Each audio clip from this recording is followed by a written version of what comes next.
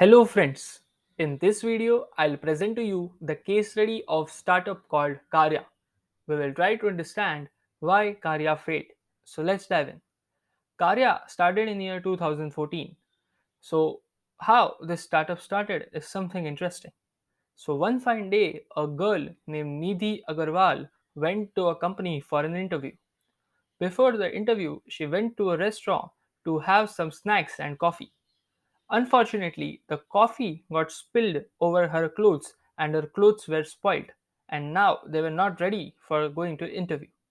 So she went to nearby clothing stores to search for some business clothes that could fit for her size. But to her surprise, she got one or two business clothes, but unfortunately were not available in her size, not available in her fitting. So this was the problem Nidhi realized. So the problem was that women often face problem of getting their desired clothes with perfect fitting.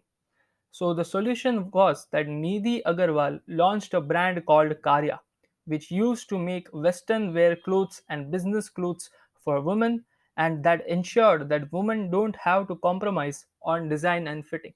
So how did she ensure that women don't have to compromise on design and fitting?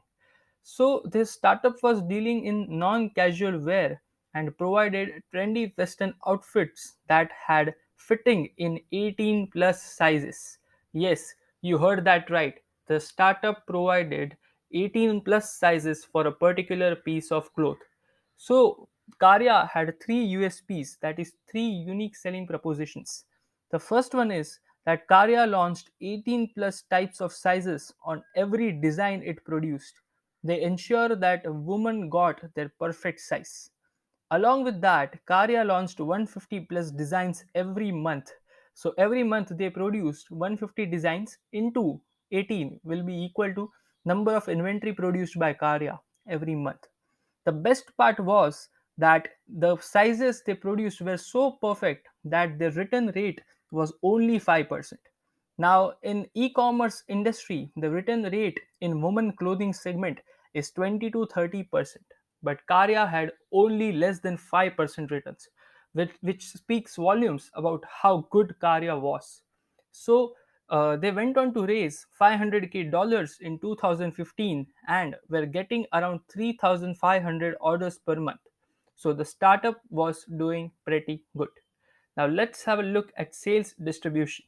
So 70% of Kaaryah's sales came from their own website kaaryah.com, and rest 30% came from marketplaces like Amazon and Flipkart. Now everything was going great, but there was a one big downside of Kaaryah. Now what was that? Now you can have a look at this revenue versus sales chart.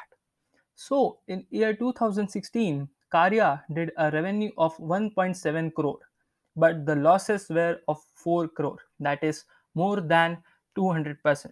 So Kaaryah had huge losses. In year 2016, that is a year after that, Kaaryah did revenue of 1.3 crore, but losses shot up to 4.8 crore. So you can see how their revenue was decreasing and their losses were increasing. Now, why was that? We will discuss that later in this case study. So, what happened is that after first round of funding, Nidhi went out of funds. She needed another round of funding to sustain her startup because there was no profit, as you can see from this graph. So Nidhi approached 112 investors in 18 months. Yes, you heard it absolutely right. She literally approached 112 investors, which is a very, very, very huge number. But unfortunately, she was not able to get funding. So finally, after approaching 112 investors, she got funded by Ratan Tata, which helps her sustain for next 1 year. So basically, revenue kept decreasing and losses kept increasing, and so they needed more and more funding, which is the story of almost all startups these days. But after getting funded, the startup failed to be profitable and finally it shut down in year 2017.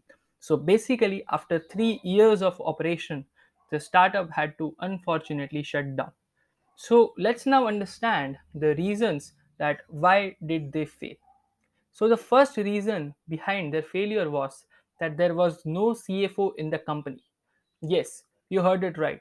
Nidhi was good at running the operations part, but was not at all good at managing the finance of company. And as we know, managing finances is the backbone of the company. There was no one to advise her on how she could cut down on losses and maximize her profit. So, not having a chief financial officer is one of the biggest mistakes an entrepreneur can ever make. If you don't have finance knowledge, then hire a guy who has finance knowledge, or get a co founder who has a finance knowledge to guide you.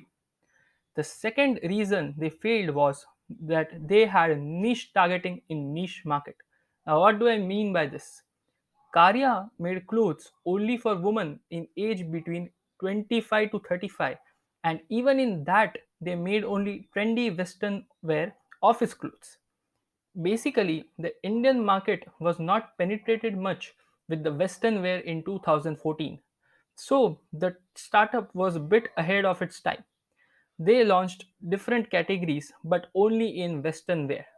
She should have launched different categories like kurtas and salwars, which are predominantly worn in India by the Indian woman. And this way, she could have, expanded her market and could have helped them serve a bigger market. But she only made Western wear clothes, and in that too, each design had 18 plus designs. Since the market was niche, the market size was limited, and unfortunately, Kaaryah did not scale. The third problem is the problem of huge inventory cost. Now, this is the reason why their losses were two times, three times more as compared to the revenue they generated. So basically, since they were producing 150 plus designs every month, and each design was being produced in 18 different sizes, this led to huge inventory wastage and caused a huge inventory cost. And clearly, this will lead to a massive cash burn. And why will it lead to cash burn? The reason is very simple.